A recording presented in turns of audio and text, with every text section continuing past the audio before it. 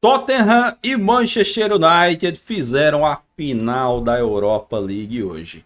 E assim, essa era uma final que tinha todo aquele contexto em torno, né, de ser uma final entre duas equipes que foram muito ruins no campeonato inglês. A gente tá falando de um time que terminou em 16º na Premier League e de um time que terminou em 17º na Premier League. Então isso por si só já fazia com que fosse uma final histórica. Porque só para vocês terem ideia, nunca um time se classificou para a Champions terminando em 15º lugar ou menos no seu campeonato. Então qualquer um dos dois aqui que conseguisse ganhar essa final e consequentemente garantir a vaga na próxima Champions, já iria se tornar o primeiro time a realizar esse feito. E assim, a gente tinha uma final que, por mais que fossem dois times longe de serem confiáveis, um dos lados estava um pouco mais inteiro para essa decisão, né? Que é o lado do Manchester United. Eu até tava falando com o pessoal durante a live, no começo da live, que assim, cara, o Tottenham tá com muitas lesões e o United tá mais inteiro. Especialmente porque quando você olha as escalações, as lesões que o United tinha para esse jogo, os desfalques eram na defesa, né? E tá certo, o Lisandro Martins é um baita de um desfalque, tá? O melhor zagueiro do United é o Lisandro Martins.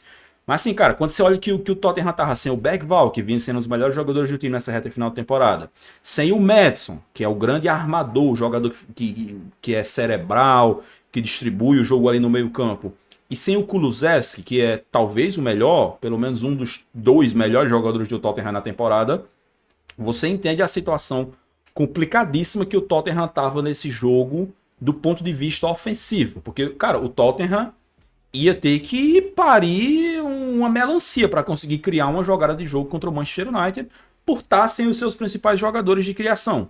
Além disso, o Heung-min Son, que dispensa qualquer comentário, é um dos maiores jogadores da história do Tottenham, tá retornando de lesão recentemente, então começou essa final no banco e só conseguiu entrar ali aos 67 minutos da segunda etapa.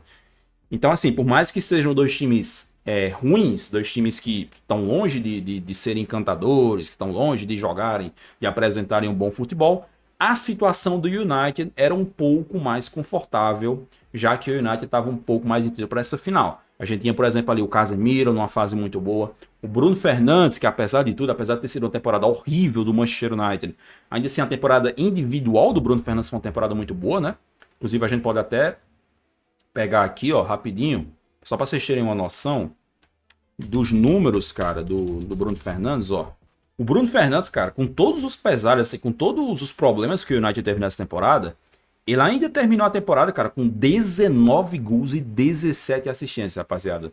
São números fantásticos, então era um jogador que estava na fase muito boa. É o artilheiro da Europa League, né? O Bruno Fernandes terminou sendo o artilheiro da competição, mas acabou não conseguindo fazer uma boa final, assim como toda a equipe do United, né? Eu acho que de maneira geral foi uma final bem decepcionante do United, né?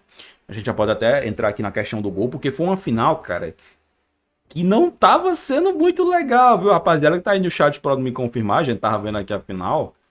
E, cara, foi uma final meio zoada, viu? Porque assim, a gente tava até falando, cara, a possibilidade de ser um jogo daqueles estilo peladão, sabe? Que nem foi aquele Tottenham contra Manchester United na Copa da Liga que a gente teve nessa temporada mesmo. Então, assim, nenhum dos dois times estava conseguindo criar. O jogo estava extremamente travado, muitas jogadas esquisitas. Cara, tinha momentos ali em que a bola ficava pingando para um lado e para o outro. Um cara dá de cabeça, o outro vai dar de cabeça também. Muitos erros técnicos, né?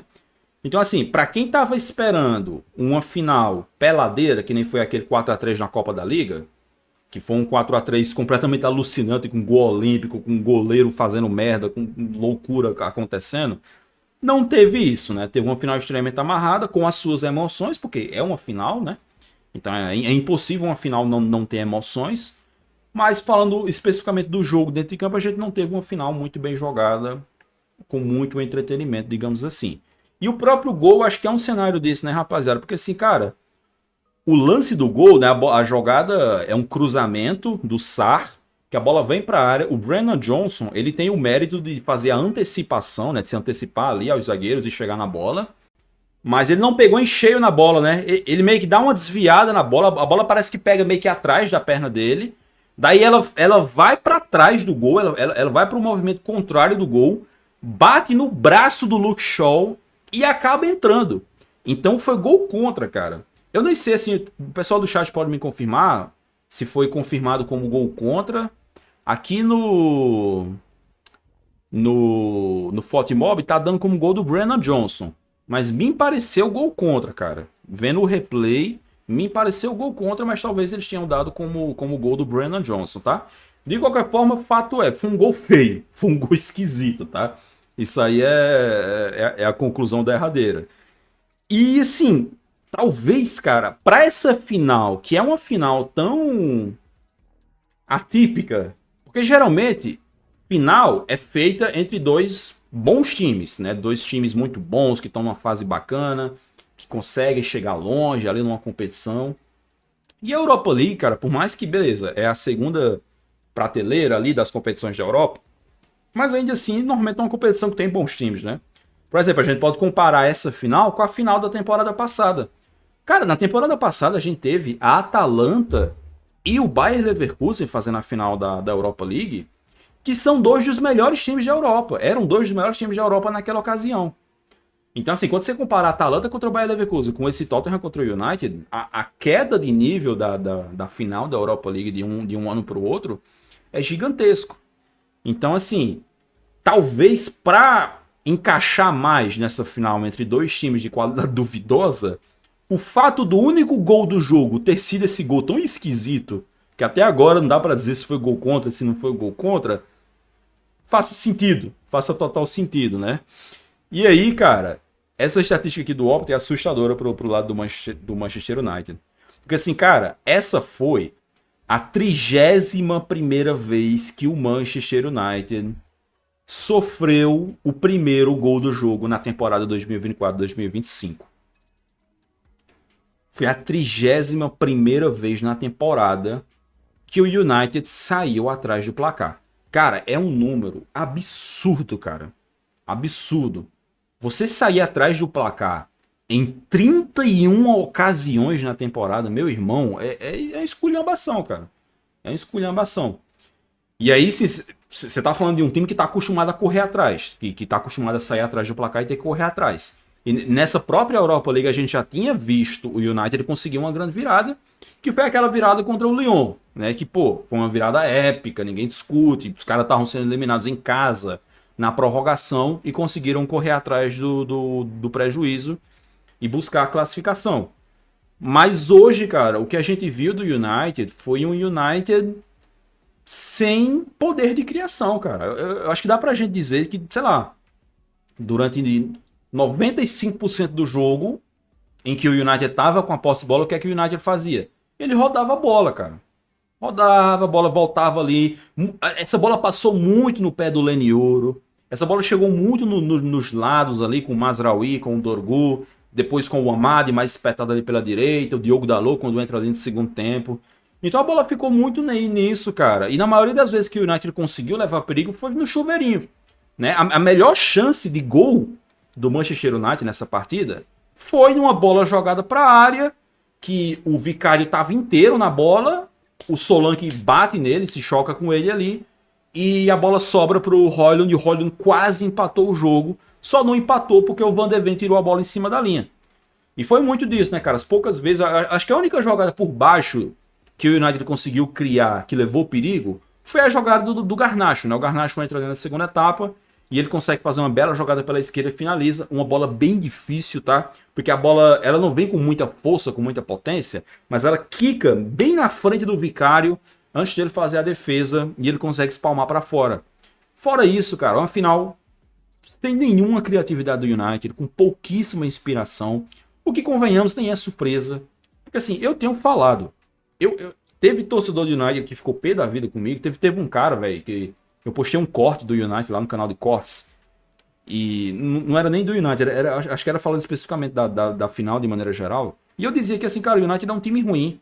E o cara foi lá, não, mas a gente tá focado na Europa League, porque não sei o que, papapá. Cara, puto comigo porque eu falei que o time é ruim.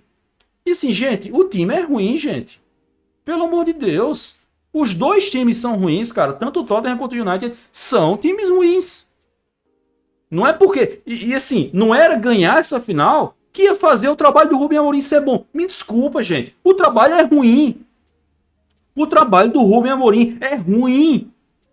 Tô dizendo que ele tem que ser demitido? Não tô. Não tô dizendo que ele tem que ser demitido, mas o trabalho é ruim. E vai ter que melhorar muito para poder sair desse lugar. E a mesma coisa vale pro Tottenham. A mesma coisa vale pro Tottenham. Cara, o Tottenham criou 0 chances na final da Europa League. 0. 0. Os caras foram campeões sem criar uma chance de gol. Porque o lance do gol não conta como chance criada. Já que foi um gol contra. Embora tem lugar aí que tá dando como gol do Brandon Johnson. Mas se você vê o replay, no replay mostra que foi gol contra. Então assim, as estatísticas desse jogo pra mim são reveladoras, cara. Você vê as estatísticas aqui, ó. Ó, posse de bola total pro United, porque o Tottenham saiu na frente do placar. E aí você vê, ó, total de chutes. 16 finalizações de United, 6 na direção do gol. Agora vocês que viram o jogo, quantas dessas 16 finalizações de United foram realmente perigosas? E quantas foram só finalizações ali que o United tava só tentando de qualquer forma, jogando a bola na área no desespero? Porque, ó, você, bem lembrado, pronto, muitíssimo obrigado pelo apontamento, Weevil. 16 finalizações com 0,85 de XG. O que é que isso quer dizer? Quer dizer que o United teve volume, chegou na área, chutou pro gol, mas não eram ocasiões realmente perigosas. Porque se fosse perigosas, com 16 finalizações, você não teria só 0,85 de XG. Então assim, as estatísticas, os números desse jogo, para mim retratam claramente um fato. São duas equipes ruins. Ó, quem quiser comprar essa camisa histórica do Tottenham, que agora é camisa de título, LS Foodies é a loja parceira aqui do canal, tá certo? O link tá aqui na descrição se você quiser conferir. Tem também o QR Code aí na tela. Lá você conta com frete grátis e além disso, colocando 3 camisas no seu carrinho, você paga apenas 2 e leva as 3 para sua casa. Não se esqueça de usar o meu cupom de desconto, Yuri Dantas, tudo maiúsculo, para ter aquele desconto nas suas compras e ainda me ajudar bastante aqui, beleza? Você pode comprar essa camisa histórica do Tottenham. Eu sei que o torcedor do United está magoado hoje, mas as camisas do United também estão disponíveis por lá. Especialmente esse modelo retrô aqui, 2008, 99, da época que o United ganhava esses títulos, né? Ganhava até títulos mais importantes, né? Porque em 99 eles ganham a Champions, 2008 eles também ganham a Champions. E caso você queira um modelo social, essa edição lifestyle da Adidas do United também está disponível por lá, beleza? Não deixe de conferir a loja, o link está aqui na descrição, cara, tá certo? Essa frase do Ange Postecoglou, que nem eu falei, que já entra para a história do futebol europeu, ele falou isso, cara, no começo da temporada. Aquele começo ruim do Tottenham. O Tottenham começa a temporada já ruim. E ele mandou essa. E aí, como eu já falei pro pessoal aqui, cara, não é nem questão de você... você falar isso num Bayern de Munique, você falar isso num Real Madrid, você falar isso num Barcelona, sabe? Esses clubes que estão mais acostumados a ganhar troféu, pô, você chegar no Real Madrid e passar uma temporada sem ganhar troféu e mandar, ah, mas na minha segunda eu sempre ganho. Pô, foda-se, meu irmão. E o Real Madrid tá acostumado a ganhar troféu. Você ganhar pelo menos um troféu em 2 temporadas de Real Madrid é o mínimo que você tem que fazer. Agora, irmão, você chegar no Tottenham, que não ganhava um troféu desde 2007, né, rapaziada? Alguém me corrija aí no chat se eu tiver errado o ano. Você chegar no Tottenham e falar isso... Cara, você chegar no Tottenham que não ganha nada desde 2008. E assim, é o Tottenham, que ali no futebol inglês está competindo com vários times mais fortes, mais poderosos, maiores do que ele. E aí você chega no Tottenham e você dispara. A gente tá na fase ruim agora, tá uma merda, mas eu sempre ganho troféus na minha segunda temporada. E essa era a segunda temporada dele no Tottenham. E tipo assim, irmão, não é que ele falou, eu normalmente ganho troféus da minha segunda temporada. Porque ele poderia falar isso, né? Ele pode dizer, ah não, normalmente, porque aí ele já ia dizer, normalmente eu ganho, mas pode ser que eu não ganhe. Ele diz, eu sempre, I always win things in my second year. E o cara ganhou. Cinema. Cinema. E assim, eu não tô exagerando quando eu digo que essa frase do Ange entrou para a história do futebol, cara. Eu não tô exagerando. Porque assim, irmão, ele ia ser muito sacaneado se terminasse a temporada sem ganhar nada, né? E ia virar chacota e tal. Mas ele ganhou, velho. Ele ganhou, bicho, tu tá doido, cara. Ó, já que a palavra do momento é aura, né? O pessoal gosta de falar de aura. O Ange Postecoglou, ele ganhou 10 mil de aura, tá ligado? Se tem uma estatística de aura ali, um level, ele ganhou 10 mil de aura depois disso, cara. Não tem como. Simplesmente épico, cara. Épico. O time jogou mal, a temporada foi acidentada pra cacete, aos trancos e barrancos. Terminou em 17º na Premier League. Mas foi campeão da Europa League, cara. E vai jogar Champions na próxima temporada. Não tem como, bicho. Isso aqui é simplesmente épico demais. Já o United perdeu a última salvação da temporada, né? A última chance que o United tinha de salvar minimamente essa temporada foi pelo ralo. A temporada foi uma merda. Foi... Cara, eu falo com vocês com tranquilidade. Essa é a pior temporada do Manchester United na era Premier League. Desde que virou o futebol inglês, saiu da era clássica para a era Premier League, essa é a pior temporada do Manchester United. O que, olha, levando em conta como o United teve algumas temporadas de merda no pós-Ferguson, você conseguir superar isso e fazer a pior temporada do clube, tá de parabéns, viu? Obviamente, esse é um título, entre aspas, que o Ruben Amorim não tem sozinho. Ele tá dividindo esse título com o Erik ten Hag, porque o Erik ten Hag ainda comandou o United ali até outubro. Então essa temporada de merda tem participação do ten Hag. Mas assim, eu não vou entrar nessa, como eu já falei, eu não vou entrar nessa de tirar o do Ruben Amorim da reta. Vocês me desculpem. E assim, eu tô muito tranquilo porque eu sou um cara que elogio o Ruben Amorim, ó. Tanto que eu falei, eu critiquei pra caramba. Eu falei, cara, eu acho isso uma loucura. O cara tá com um trabalho absurdo no Sporting, tá liderando o Campeonato Português, tá bem na Champions. Aí você largar isso tudo pra pegar o United no meio da temporada. E assim, cara, eu entendo o Ruben Amorim querer ir pra Premier League, querer treinar o Manchester United. Mas assim, cara, eu sempre tive na minha cabeça, irmão, se você for fazer isso, primeiro, faz no começo da temporada, pra você pegar ali o time com a janela e tal. Exatamente, viu? Pelo menos vencemos o campeonato sem ele. Foi por pouco, né? Porque eu tenho certeza que se o Ruben Amorim tivesse ficado no United, teriam ganhado até com mais facilidade, sem dúvida alguma. Mas conseguiram vencer.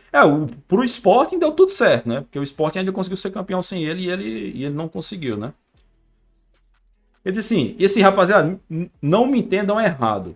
Eu não estou dizendo que a culpa do United tá nessa situação de merda de maneira geral é do Ruben Amorim. É óbvio que não é. A culpa do United tá nessa situação de merda hoje em dia é da família Glazer, é do Radcliffe que assumiu nessa temporada o futebol do clube e o futebol do clube continua uma merda. Entendeu? Então assim, cara. Continuando. Eu acho que o Ruben Amorim tem muita culpa no cartório, sim. É para ser demitido? É óbvio que não é para ser demitido. É óbvio que não é. Tem que continuar, tem que dar uma janela para ele reforçar esse time com os jogadores que ele quer. Porque assim, não é como se, não. Se o Ruben Amorim não fosse pro United em outubro, ele nunca mais ia receber uma proposta. Mas óbvio que não, cara. O Ruben Amorim era um dos técnicos mais em alta na Europa. Se ele não fosse pro United naquela hora, ia aparecer uma outra proposta depois, seja do próprio United ou de outro time da Premier League. Por isso que pra mim é tão incompreensível. Assim, acabou a temporada. Temporada horrível. Pior temporada do clube desde os anos 90. E a única coisa que dava pra dar um alento, um troféu, uma classificação pra Champions não veio. Então, beleza. Ruben Amorim vai ficar? Eu acho que vai ficar. Mas aí o United tem que dar respaldo para ele e tem que trazer os jogadores que ele pedir. Vai ter condição financeira para isso? Não sei. O United tá numa situação financeira esquisita. O cara lá, o Ratcliffe, tá economizando tudo, tá vendendo almoço para comprar janta. Então não sei se o time vai ter uma grana legal assim para ir pro mercado. Vamos ter que esperar para ver. E assim, cara, é um encerramento de um jejum histórico, né? Por muitos anos se falou desse jejum do Tottenham. O Tottenham não conseguiu encerrar esse jejum nem com o Pochettino, né? Que fez um trabalho brilhante no Tottenham, o Maurício Pochettino. Chegou em final de Champions, foi vice-campeão de Premier League, chegou em final de Copa da Liga. Não conseguiu encerrar esse jejum com times melhores, diga-se de passagem. Pô, se você comparar o Tottenham do Maurício Pochettino com esse Tottenham de hoje, é um esculacho. O Tottenham na época do Pochettino era bem mais forte do que é atualmente, tanto em termos coletivos, né, pelo trabalho do Pochettino, quanto em termos individuais, né, dos jogadores. O Tottenham na época do Pochettino tinha jogadores incríveis em várias posições ali. Pô, Dele Alli, Eriksen, o Son e o Harry Kane no auge, enfim. Tem nem o que dizer. Mas é aquele negócio. Futebol, muitas vezes, não é só você ter um time bom, um trabalho bom. Às vezes você também precisa contar com contexto. Com o contexto certo. Isso é uma coisa que o Arteta, técnico do Arsenal, falou recentemente. E é verdade, cara. Às vezes você ser campeão é muita questão de contexto. Você tá no lugar certo, na temporada certa, sabe? E o Tottenham estava nessa e não esteve nas últimas, né? Então, após 17 anos aí, 6.296 dias, o Tottenham volta a ser campeão, sendo esse o tricampeonato da Europa League, né? O Tottenham chegou à sua terceira Europa League e agora é junto de uma galera ali o segundo maior campeão da competição, só atrás do Sevilha, né? O Sevilha, pô, é o Real Madrid da Europa League, não tem muito o que fazer, mas ali agora o Tottenham iguala o Atlético de Madrid, que também tem 3, a Inter de Milão, a Juventus e o Liverpool, todos com 3 títulos da Europa League, tá? O que sim, não é uma Champions, é óbvio que não é, mas é uma competição que tem a sua relevância. E, por exemplo, o Arsenal, o maior rival do Tottenham, um clube que, na minha opinião, é maior do que o Tottenham, isso aí para mim não tá nem em debate, mas o Arsenal nunca ganhou um título internacional. Então, assim, mais uma vez o Tottenham ganha um título internacional e mais uma vez a torcida do Tottenham vai poder esfregar na cara da torcida do Arsenal, o grande rival, que eles têm títulos internacionais e o Arsenal não tem. Beleza? E por fim, cara, também vale com toda certeza dar esses méritos ao Son, né? Que é um cara que também precisava desse título, né? Porque assim, a gente falava tanto do Harry Kane que, o Kane nunca ganhou um troféu. O Kane nunca ganhou um troféu. E de fato, nunca tinha ganhado. Veio a ganhar nessa temporada. Precisava disso. É um cara, um dos melhores atacantes do futebol mundial há 10 anos. Mas o Son também tinha isso, né? O Son nunca tinha ganhado nenhum troféu. Um dos melhores atacantes da Premier League. Um artilheiro. Um dos maiores jogadores da história do Tottenham. Nunca tinha ganhado nada. E é poético que na mesma temporada, tanto o Son quanto o Harry Kane, tanto o Tottenham quanto o Harry Kane acabem com esse jejum e finalmente ganhem os seus primeiros títulos, né, cara? É bonito, né? Não tem jeito, cara. Eu sempre falo pra vocês, eu não sou do tipo que torce pra underdog, mas pro Tottenham eu torci, porque é o time do meu amigo Pedro Silveira, e acho que essas histórias eram muito bonitas pra não serem contadas, né? Esse corte aqui, tá? Esse corte é de um ano atrás, no fim da temporada 23-24, que eu e o Pedro a gente discutiu sobre se o Tottenham deveria ou não entregar um jogo contra o Manchester City. Jogo esse que era decisivo para o título da Premier League. Então assim, o contexto era, para quem não está lembrado, o Tottenham ia enfrentar o City no Tottenham Hotspur Stadium, e o Tottenham ainda estava com esperanças de conseguir uma vaga na Champions. E eu defendi que o Tottenham tinha que entregar, porque se o Tottenham ganhasse do City, ou pelo menos empatasse com o City, o Arsenal seria campeão da Premier League. E mesmo que o Tottenham ganhasse, não tinha garantia que o Tottenham ia se classificar para a Champions. Então eu defendi, cara, tem que entregar essa porra para mim. Não tinha nenhuma discussão. Já o Pedro não. O Pedro defendeu que não, o Tottenham tem que fazer o possível para ganhar o jogo, porque o mais importante é pensar na classificação para a Champions e não em secar o rival. O que é uma opinião totalmente válida, tá? Cada um tem a sua maneira de enxergar o futebol. Eu só quero apontar como é engraçado, cara, que Como é engraçado que se o Son tivesse feito aquele gol que ele perdeu na reta final desse jogo, se o Tottenham tivesse ganhado esse jogo do City, o Tottenham muito provavelmente teria ido para a Champions, o Arsenal seria campeão da Premier League e o Tottenham não ia ganhar nada nessa temporada. Porque o Tottenham teria ido para a Champions, não existe mais aquele negócio de você cair da Champions para a Europa League, então o Tottenham teria ganhado a Champions, teria jogado a Champions, não ia ganhar a Champions, venhamos e convenhamos, e não ia ganhar nada. E o Arsenal teria ganhado a Premier League. Não é bizarro um negócio desse, né, cara? Você vê como o futebol tem dessas, né? E aí o Tottenham não ganhou do City, perdeu aquele jogo, né? O Arsenal perdeu a Premier League. O Tottenham não conseguiu se classificar para a Champions, foi para a Europa League e ganhou a Europa League.